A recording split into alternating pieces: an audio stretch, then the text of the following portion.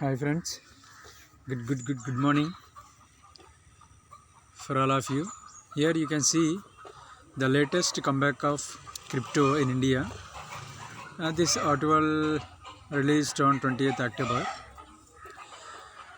So see here, things are going good.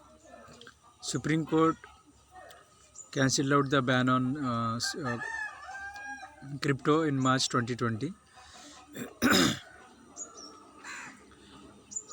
Crypto exchanges either shut shop or started looking outside India for opportunities. Thereof, Chamalton warning interest may have finally ended. Why? Because Supreme Court has given permission for all the crypto services in India. And one more thing, we have already announced that, or we got a news that PayPal is going to start a crypto wallet services in India. Here, see here clearly. PayPal announced that it would allow cryptocurrency in its wallets. So the announcement followed a decision by several companies to hold crypto in their treasuries. The global Thai is likely to provide import directions from India too.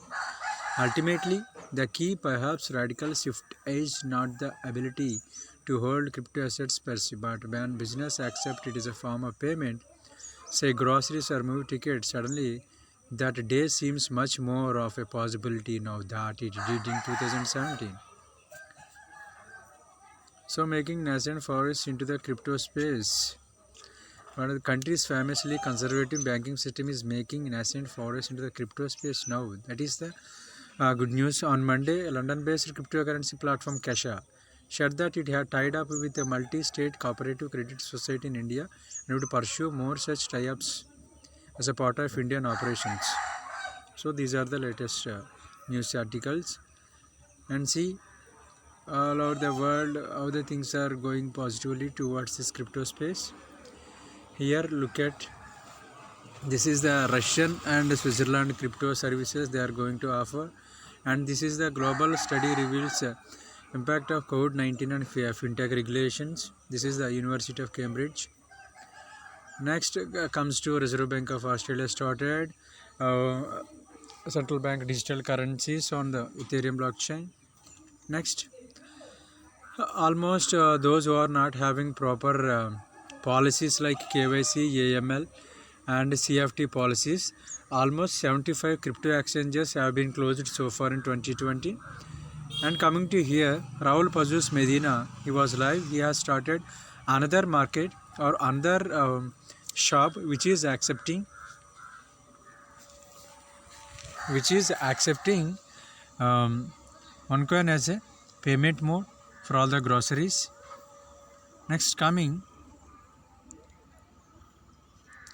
to this one, details of Kesha. What is a Kesha? Kesha is a neobank providing services. It is a neobank providing services to hundreds of businesses from the crypto industry.